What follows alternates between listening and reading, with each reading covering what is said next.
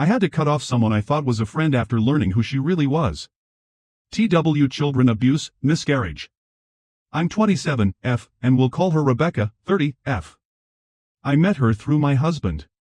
We live in a small Indiana town, so carpooling helps. One day our tire blew out, and while my husband was trying to find a ride to work, Rebecca offered. She lived 10 minutes away and said she'd carpool for $40 a week. It seemed like a win-win. My husband mentioned she wanted to be friends with me. She'd help him with errands and meds.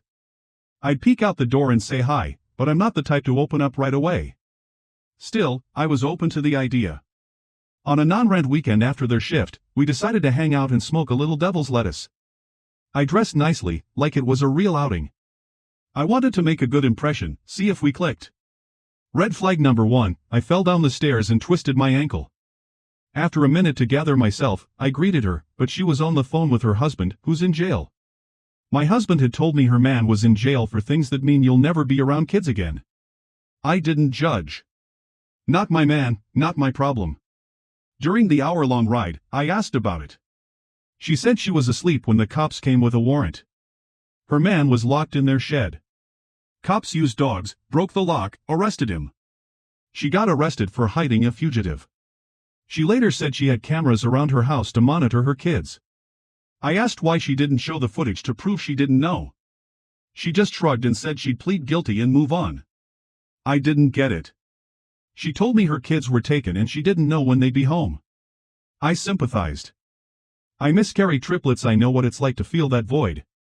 But then she said she couldn't relate to my trauma because she had a perfect childhood. Then turned around and said she gave her kids up for adoption because they were carrying waste buckets to the river behind their trailer. None of it made sense. After the ride, I couldn't shake the feeling. I Googled her. I found a news article from last year.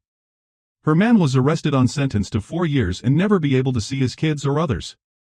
She was charged with obstruction. I asked her about it.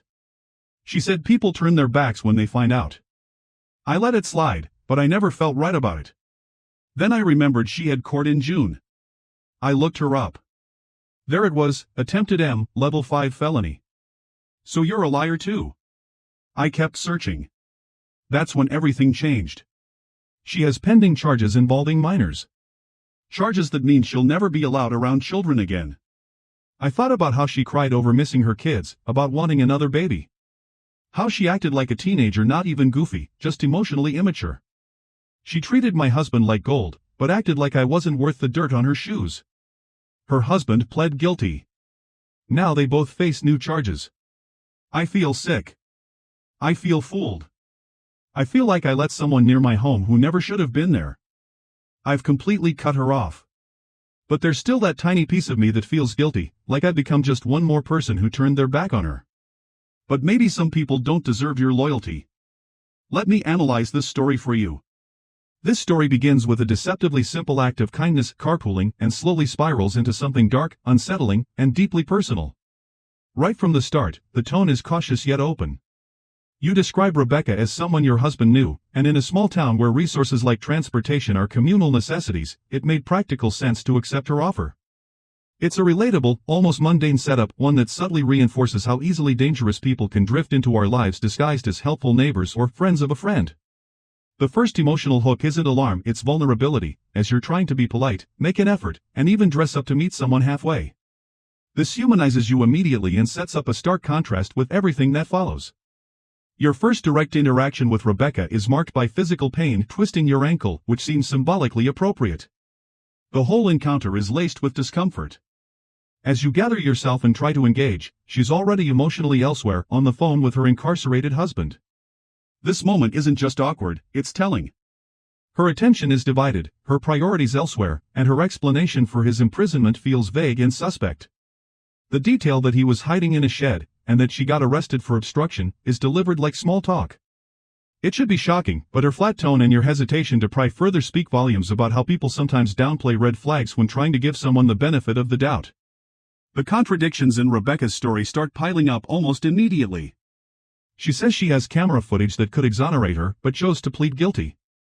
That alone reveals a chilling apathy or deeper complicity. It's also manipulative. By refusing to clarify, she leaves everyone else stuck between suspicion and sympathy. This moment reflects a broader theme throughout the story, your internal tug-of-war between empathy and instinct. You want to believe her.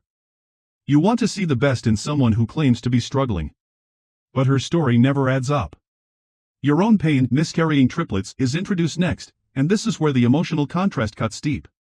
You open yourself emotionally, share your trauma, your unimaginable grief, and Rebecca shuts it down.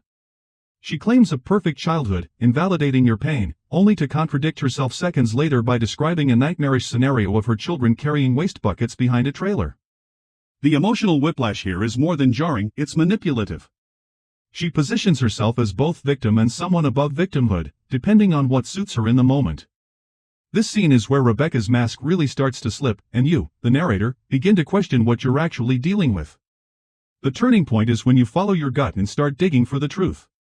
Your suspicion leads to hard facts: an article confirming Rebecca's criminal history, her partner's conviction, and most importantly, her own pending charges. This is the moment where intuition meets evidence, and the tone of the narrative shifts from confused sympathy to betrayal and horror. It's not just about what she did anymore, it's about how thoroughly she deceived you. There's a specific kind of shock that comes from learning someone's whole identity is built on lies, and you express that disorientation and disgust with clarity and control. Even more haunting are the pending charges involving minors. This crosses a moral threshold that cannot be ignored. You go from feeling weird around her to realizing she is dangerous, especially around children. Suddenly, everything she said, crying about missing her kids, talking about wanting another baby, takes on a disturbing, sinister edge. The emotional immaturity you observed earlier now reads like stunted, manipulative behavior. Her kindness toward your husband and coldness toward you seem strategic, even predatory. You're no longer dealing with a quirky neighbor. You're confronting someone you wish you'd never allowed near your home. Despite the horror, your story is grounded in a deep, painful self-awareness. You cut her off, as anyone would, but still wrestle with guilt. That quiet line, like I've become just one more person who turned their back on her, speaks to your emotional depth. You don't make excuses for her, but you acknowledge the humanity in feeling conflicted. That guilt is what makes this story land. It's not just about rejecting a predator, it's about the psychological residue of trusting someone who never deserved it. You don't end with triumph or vengeance. You end with a hard truth: maybe some people don't deserve your loyalty. This closing line is profound. It doesn't come from a place of bitterness, but from growth. It's the final realization that empathy must have boundaries, that some bridges burn for good reason, and that protecting your peace is not cruelty, it's survival.